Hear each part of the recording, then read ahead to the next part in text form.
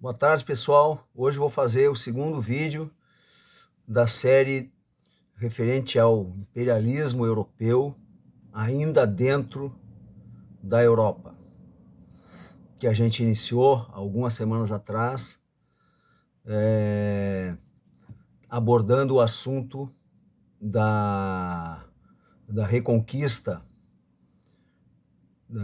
cristã pelo Reino de Castela e Aragão e depois, na Espanha unificada, a expulsão das populações mouriscas. Hoje nós vamos tratar da formação do que seria o primeiro Estado, o início da formação do primeiro Estado sucessor e de forma mais durável, mais contínua, sucessor do Império Romano no Ocidente Europeu, que é o Estado dos francos. Bom, em primeiro lugar, cabe uma observação, se a gente está falando sobre imperialismo. Imperialismo é um conceito muito amplo e nós não estamos falando aqui, evidentemente, do imperialismo europeu, que depois teríamos também o imperialismo japonês, já da era moderna, da era contemporânea, iniciado ainda em finais do século XV, início do XVI, com o primeiro grande ciclo imperial, com as navegações, e depois o segundo grande surto de imperialismo já no século XIX, já plenamente dentro do sistema produtivo capitalista. O que nós estamos falando aqui não deixam de ser raízes históricas bem antigas desse fenômeno, que, na verdade, se nós considerarmos o espaço europeu, o espaço do que a gente convencionou chamar de Ocidente, ele se inicia, a gente pode falar, no período lá imediatamente posterior à vitória das cidades-estado helênicas sobre o Império Persa, que foi sucedido pela grande conflagração entre as confederações, uma liderada por Esparta, outra liderada por Atenas, que enfraqueceu o sistema de cidades-estados gregas e levou à hegemonia da Macedônia e a formação do grande império macedônico sob o Alexandre o Grande, quando o Ocidente começa a se estender, esse espaço ocidental começa a se estender em direção a sul, Egito, e a leste, boa parte da Ásia Ocidental, penetrando na Ásia Central e até os confins da Índia. Depois nós teríamos o Império Romano, já muito mais durável, mais concentrado no espaço do Mediterrâneo, do Oriente Médio e uma boa parcela da Europa Ocidental, incluindo a Grã-Bretanha. Mas nós estamos agora num segundo momento, ou terceiro momento, que é após a dissolução do Império Romano, o ingresso das populações chamadas bárbaras, principalmente germânicas, no espaço ocidental, e entre estas populações, já sob a égide não do paganismo, mas de um cristianismo que primeiro consegue a liberdade de culto e depois se impõe como religião de Estado ainda durante Roma, e a gente tem entre estas diversas populações, sociedades que vão ocupar o espaço do Ocidente europeu, em parte também do leste europeu, mas lá vai surgir uma outra configuração que seria o Império Bizantino. Entre estas populações, primeiro, como citam alguns autores, como Perry Anderson no seu Passagens da Antiguidade para o Feudalismo, Passagens da Antiguidade para o Feudalismo, ele cita um aspecto muito importante, ele distingue talvez outros autores também o façam, e ele não é original nisso, que entre essas populações invasoras germânicas, há uma primeira onda onde estão os godos, ostrogodos, visigodos, também vândalos, burgúndios, outros, que são populações de acesso muito recente ao espaço romano e muito minoritárias e que não conseguem se impor às populações conquistadas, senão dentro de um estrito processo de separação, de segregação. E desses estados, o que foi mais durável foi o reino visigótico na Península Ibérica. E uma outra onda, onde vão se destacar, num primeiro momento, os francos, e que vão se impor inicialmente a toda a região que fica entre o rio Reno e o rio Loire, ou seja, o norte da França e o que hoje é Bélgica e Países Baixos, né, que a gente chama de Holanda, e uma parte da atual Alemanha. E logo depois, os lombardos eram populações que viviam próximas do Império Romano, já estavam eram populações grandes e já estavam de alguma maneira aculturadas. Os francos, o termo franco deriva do seu ramo, tem um certo significado dentro do ramo da língua que eles falavam, que é do ramo germânico ocidental, das línguas germânicas, tem um significado de livre, mas também de aguerrido. Era como se autodenominavam, certo? E outro aspecto importante desses povos, mas mais particularmente dos francos, principalmente, é que eles se converteram ao ramo que viria a ser o ramo predominante do cristianismo, que é a versão ortodoxa católica, que era adotada tanto por Roma, onde estava o chefe espiritual da igreja, o bispo de Roma, o vigário de bispo de Roma, como também pela porção oriental que sobreviveu do Império. Enquanto que boa parte desses outros bárbaros, inclusive os lombardos, mas os ostrogodos na Itália, os visigodos na Península Ibérica, aderiram a uma vertente herética, considerada herética, que era o arianismo. Não vou entrar aqui em discussão sobre o que são essas diferentes vertentes. O catolicismo, assim como depois a ortodoxia, depois do grande cisma, já no século XI da era atual, são a vertente principal, assim como a maior parte das igrejas protestantes, são trinitárias, ou seja, acreditam tem o credo da existência da Santíssima Trindade, Pai, Filho e Espírito Santo, da igualdade entre Pai e Filho em termos essenciais. Enfim, mas o que interessa é, para os francos, duas coisas. Primeiro, eles vieram a exercer o poder sobre uma região, esta região entre o Reno e o Loire, mas logo em seguida, depois que derrotam os visigodos na Batalha de Vouillé, no ano 507 da era atual, sobre a maior parte do sul do que é a atual França, chegando ao Mediterrâneo. E eles, por terem uma população mais numerosa também, eles conseguem deixar uma contribuição tanto étnica como depois na formação das do idioma e nas instituições, uma marca mais profunda do que, por exemplo, os visigodos na área de Espanha e Portugal, da Península Ibérica.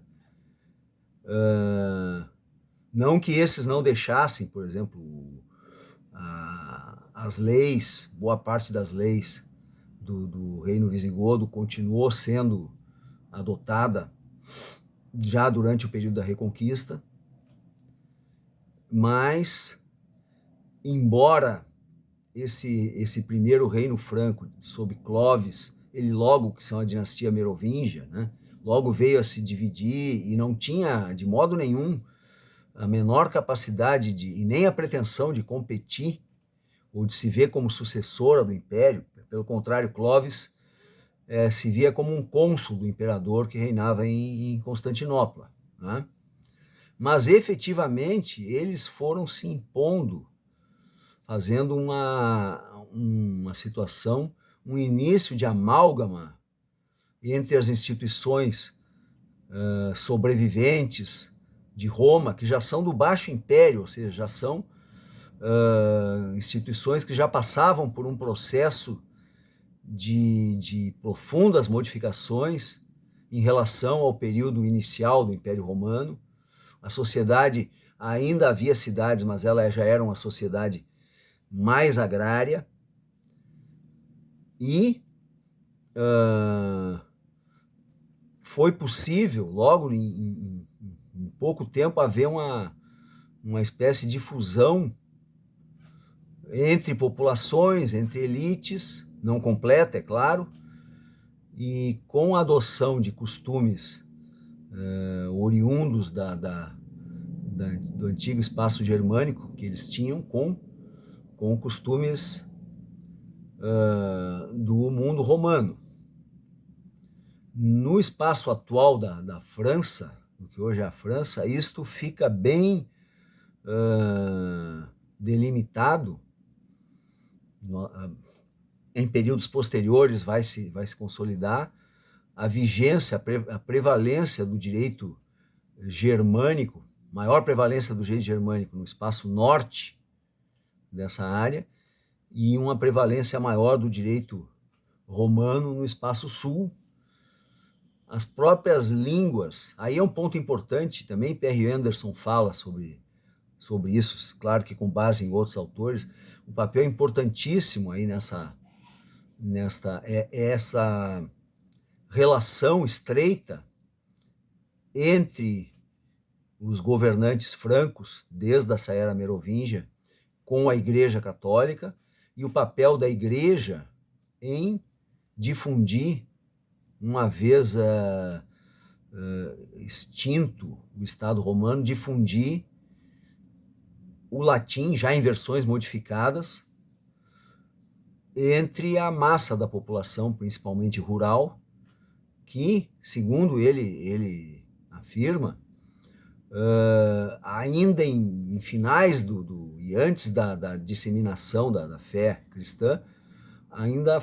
muitos falavam as línguas originais, a língua gaulesa, claro que com alguma influência já romana,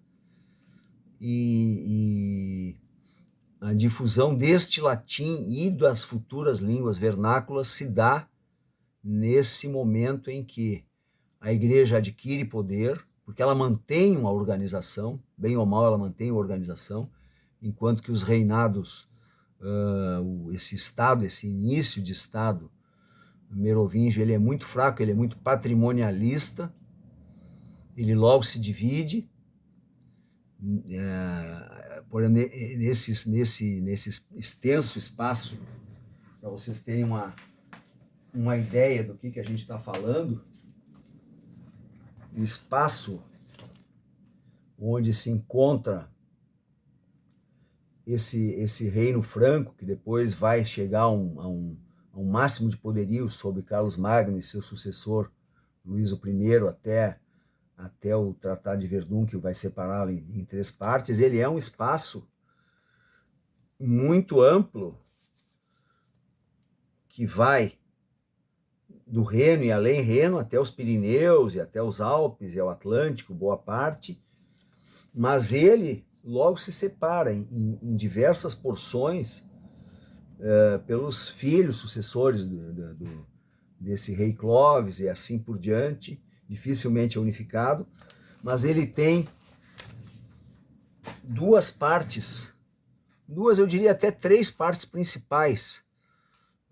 dentro do espaço que hoje corresponde à França e uma parte de Bélgica, Holanda, Alemanha na margem esquerda do Reno, que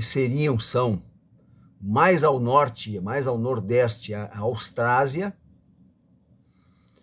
no território correspondente propriamente ao norte da França,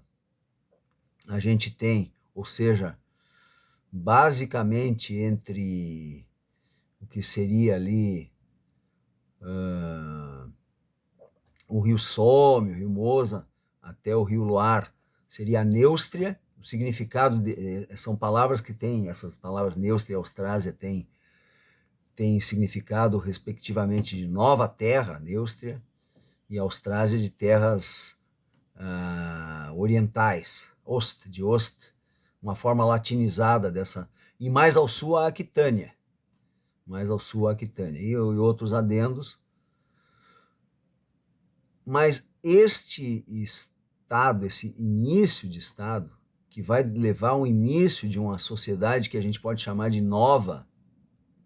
não que não estivesse se formando uma sociedade nova também na Península Ibérica, em certo sentido na Itália, muito ao contrário, mas, por exemplo, bem ao contrário do que aconteceu nas Ilhas Britânicas, na Grã-Bretanha mais especificamente, onde a migração dos anglo-saxões acabou com praticamente todos os resquícios da romanidade na ilha e varreu as antigas populações de língua céltica e não muito romanizadas para os extremos orientais e do norte, principalmente Gales, Cornualha, assim como a Bretanha. Aí é um laboratório de fusão entre o que sobrou de Roma e as novas instituições germânicas. Porque a Espanha, o espaço espanhol, além de ser muito conflagrado por questões religiosas, durante muito tempo a monarquia visigótica aderia ao arianismo, perseguia católicos, assim como perseguia judeus. A Itália sofreu bastante com as disputas entre o reino ostrogodo e as tentativas de reconquista bizantina, até o momento em que se enfraqueceu tanto que permitiu a entrada dos lombardos, que no início eram arianos. E nesse espaço, digamos, entre os Pirineus e o Reno, entre o Atlântico e os Alpes, se formou uma célula inicial do que seria a futura Europa feudal. Mas o que eu quero avançar um pouco mais nisso é o seguinte: a partir do finais do século VI, século VII principalmente, o mundo, boa parte da Eurásia, mas especialmente o oeste eurasiano, que aí incluindo o Império Bizantino, entrou incluindo também o Império Persa Sassânida, entrou numa grande crise que tem a ver com pestes, tem a ver com mudanças climáticas, e esse momento foi um caldo de cultura para,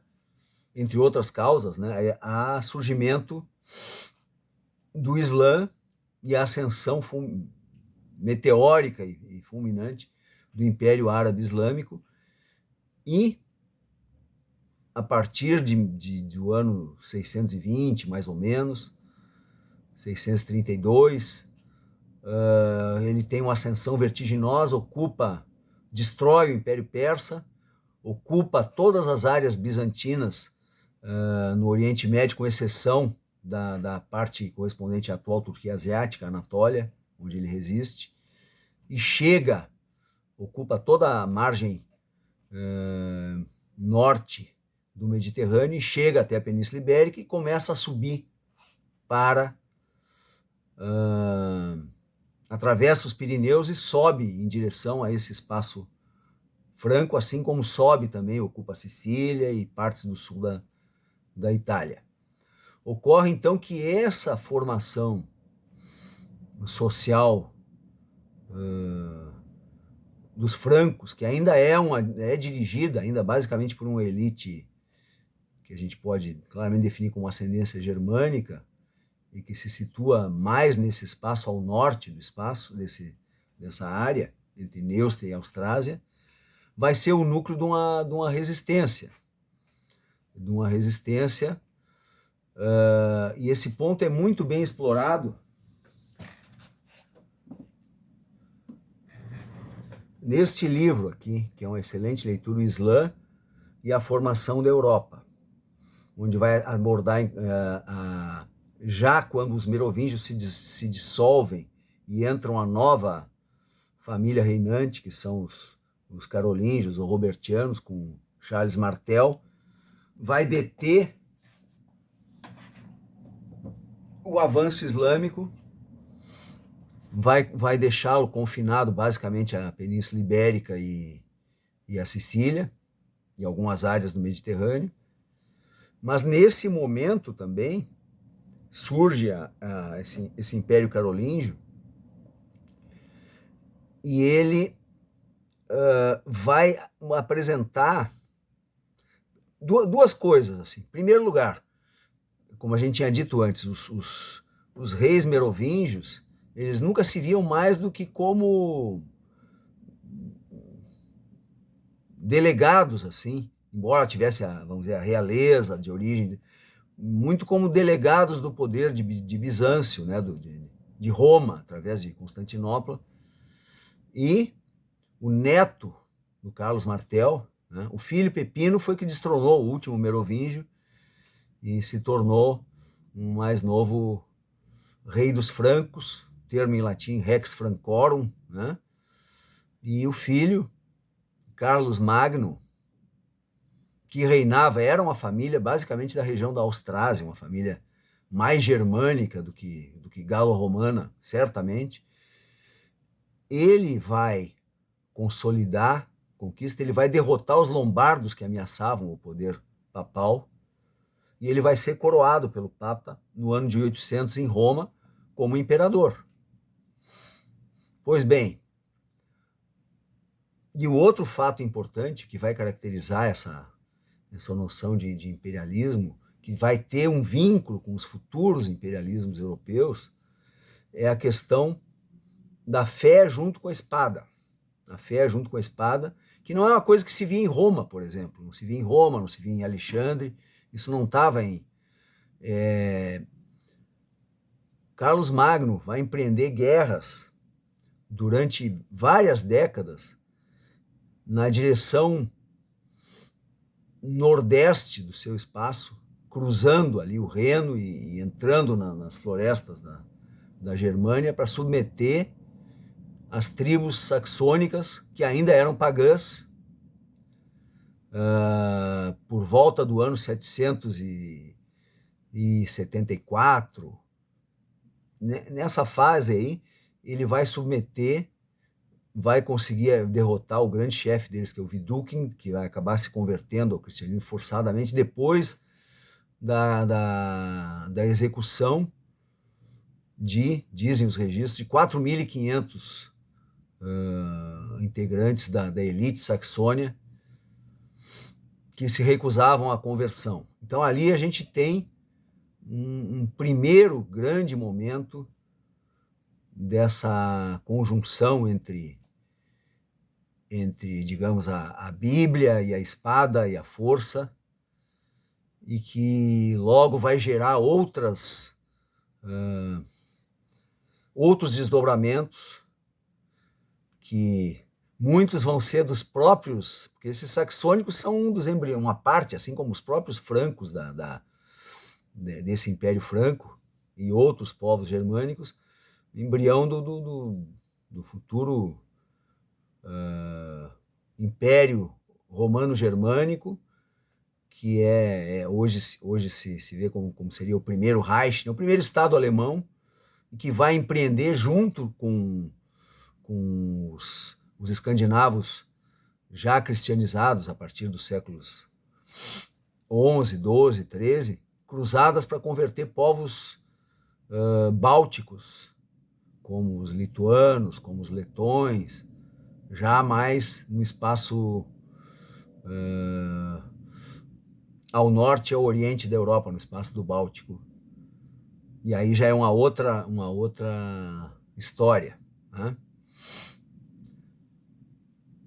Este Império Franco, Carlos Magno, que tinha a sua sua corte, a sua sede, na cidade que hoje fica na Alemanha, de Aachen, nome latino Aquisgrana, ou no francês La Chapelle, ele não teve uma duração muito grande, ele ainda conseguiu resistir até a morte do seu filho sucessor, Luís o Pio, em 843, quando ele foi dividido por seus 3 herdeiros, se formando 3 estados sucessores. A oeste, que se chamaria de França Ocidental, que seria o embrião do futuro reino, o estado da França propriamente dita. A leste, chamava-se de França Oriental, que seria o embrião desse futuro primeiro império germânico, e numa enorme faixa que ia da Itália, do centro-norte da Itália, até os Países Baixos, que foi o território do primogênito do rei Luís, o Lotário, né? Seria a Lotaríngia, que deu origem ao nome Lorena, que hoje é uma região no nordeste da França, junto ao Reno, e seria uma área intermediária, né? E é a área de comunicação entre o Mar do Norte e o Mediterrâneo. Mas, duas coisas. Em primeiro lugar, essa expansão, essa própria expansão, e houve um renascimento, um breve renascimento, é dito, um renascimento cultural em torno dessa corte de Carlos Magno, um renascimento carolíngio, que não durou muito, e essa expansão desse primeiro império ocidental cristão católico foi um dos fatores que gerou uma pressão, entre outros fatores, gerou uma pressão sobre os povos germânicos mais ao norte, os daneses, os dinamarqueses, noruegueses, suecos, que foi um dos fatores que, por sua vez, impulsionou o ciclo que logo começaria em finais do século VIII da Era Atual, ainda na vigência do reinado de Carlos Magno, o enorme ciclo de expansão nórdico, e que decretaria, junto com as invasões húngaras e ainda com a força dos muçulmanos, que eram chamados de sarracenos, na região do Mediterrâneo, principalmente ocidental, decretariam seriam fatores fortes para a própria decomposição do poder desse Estado, implantando as bases do feudalismo, ou seja, de poderes mais autônomos sob um governo, uma hegemonia nominal, uma suzerania nominal de um rei, né? E foi a partir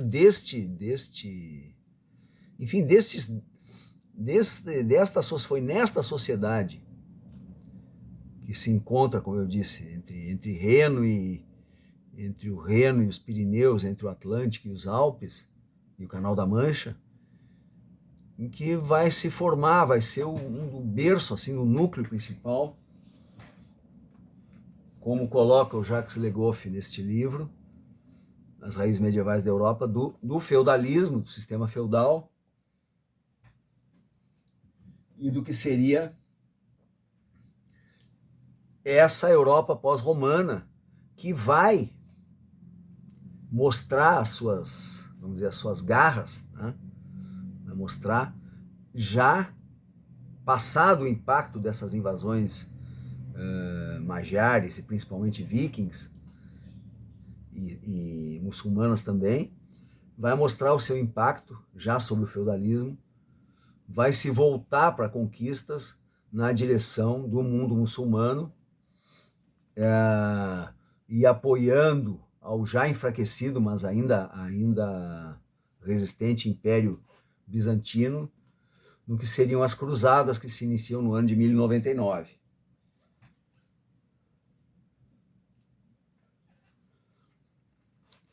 Bem, um último comentário, últimos comentários. Ao lado desse espaço central, a gente vai ver o desenvolvimento dos pequenos estados cristãos da chamada Reconquista na Península Ibérica. Nós vamos ver já estados, reinos cristãos entre os eslavos e entre o povo magiar, por volta do ano 1000, e a conversão já também ao cristianismo dos nórdicos. A Suécia vai ser o lugar em que mais vai demorar a conversão entre os nórdicos, ela só vai se dar efetivamente em finais do século XI, início do XII. E mais ao Oriente nós vamos ter toda a formação do Estado russo, e ainda no espaço mediterrâneo começa na Itália a surgirem pequenas estados que seriam chamados de repúblicas, mas não necessariamente teriam nada a ver com a república democrática, ou mesmo com o que era Roma, de Veneza, de Gênova, que seriam estados comerciantes, né, voltados para a região do Oriente Médio. E assim começa essa inserção da Europa Ocidental, essa reformulação da Europa Ocidental, que a gente pode dizer que teve um auge, talvez, assim, em termos civilizatórios e tudo, durante o século XIII. Depois já é um outro momento. O Império Franco ele se dissolve, né, como eu disse, vai dar origem a esses estados. Vai haver uma separação, mas principalmente entre o lado da futura Alemanha e o lado da França. O termo Rex Francorum, ele já no século XII, já sob a terceira dinastia, que são os capetingios, ele vai se transformar em Rex Franciae, ou seja, em vez de rei dos francos, rei da França, né? Sendo que esse rei da França, no primeiro momento, ele só tinha uma autoridade efetiva no entorno da sua capital, que ficou sendo Paris, e só ao longo e por feliz coincidência de vários reis que deixaram herdeiros que eles associavam ao trono ainda em vida, foi se recompondo o poderio desse Estado, que ainda teria que enfrentar, dentro do seu próprio território, a concorrência de um dos seus